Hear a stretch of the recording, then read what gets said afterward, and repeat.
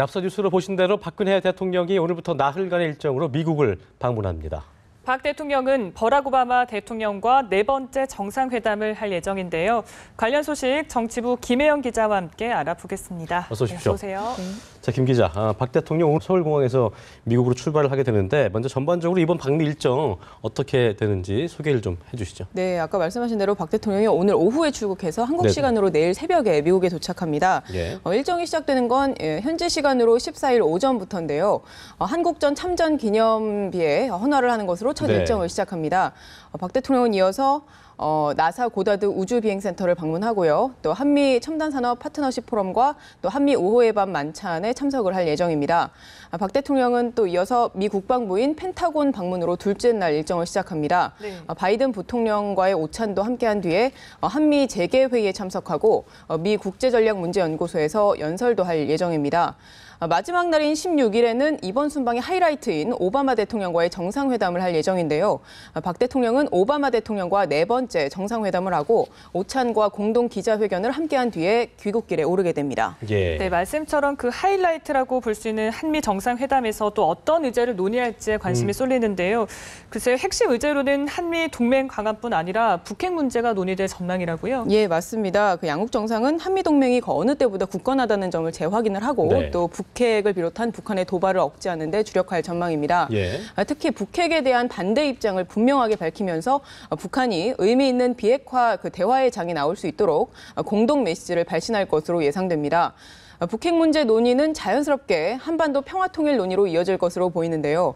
박 대통령이 북핵 문제의 근본적인 해결책으로 평화통일을 강조해왔고 또 오바마 대통령도 지지를 표명을 해온 만큼 이번 회담에서도 평화통일의 당위성에 대한 의견 교환이 있을 것으로 예상됩니다. 네. 일각에서는 이번 회담이 한중 정상회담과 또 미중 정상회담에 이어서 곧바로 열리는 만큼 지금까지 전례가 없었던 한미중 3자 차원의 협력 프로세스가 논의될 것이라는 전망도 제기됩니다. 네. 그리고 북한의 그 문제와 관련해서 중국의 적극적인 역할을 견인할 수 있는 기회가 될 수 있지 않을까 하는 기대감도 읽히고 있습니다. 네. 네.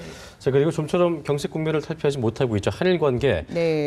이것도 이제 이번 정상회담 테이블에 논의 의제로 다뤄질 것이라는 전망이 나오더라고요.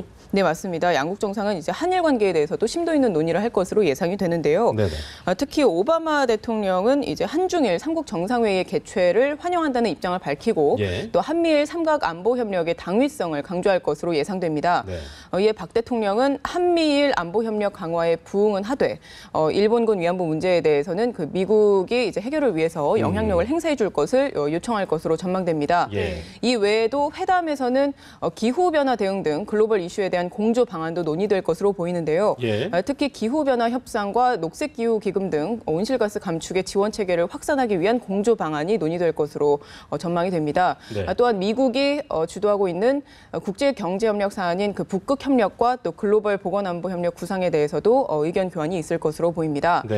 다만 주목됐던 그 사드의 한반도 배치나 TPP 가입 등의 그 문제와 관련해서는 회담에서 논의되지 않을 것으로 보이는데요.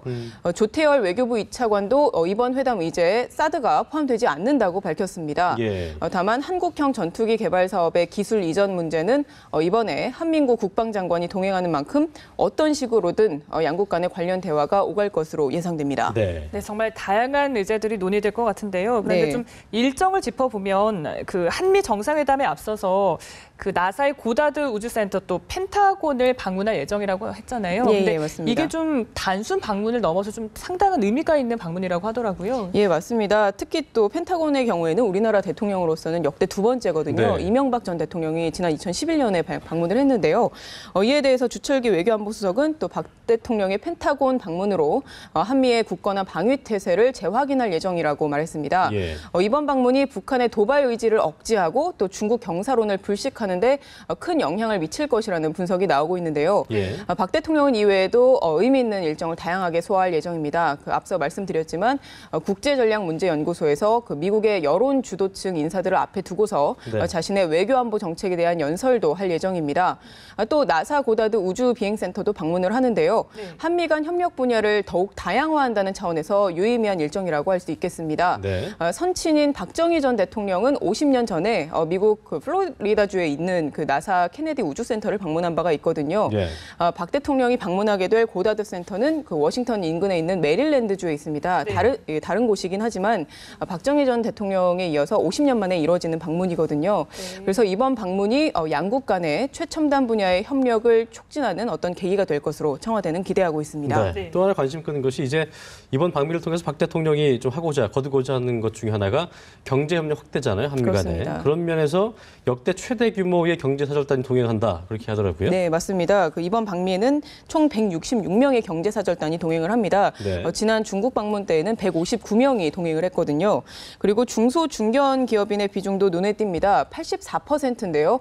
그동안 박 대통령의 해외 출장에 동행했던 그 중소기업인의 평균치가 73%인데 이를 웃도는 규모입니다. 예. 이번 경제사절단에는 또 최태원 SK그룹 회장과 허창수 GS그룹도 이제 회장도 포함이 됐는데요. 새누리당 윤상현, 김재원 의원도 대통령 정무특보 자격으로 동행을 하게 됩니다. 이에 대해서는 청와대 관계자는 박 대통령이 해외를 방문할 때 특보들이 이제 번갈아 가면서 수행하고 있다. 이렇게 설명을 하면서 이번에도 이제 정치적 의미는 전혀 없다라고 설명을 했습니다. 국무위원 중에서는 윤병세 외교부 장관과 한민구 국방부 장관 그리고 윤상직 산업부 장관이 수행할 예정입니다. 네, 연합뉴스 TV를 통해서 박 대통령이 미국도 방문 일정에서 어떤 성과를 갖게 될지 함께 지켜봐야겠습니다. 지금까지 정치부 김혜영 기자와 함께했습니다. 고맙습니다. 네, 고맙습니다. 감사합니다.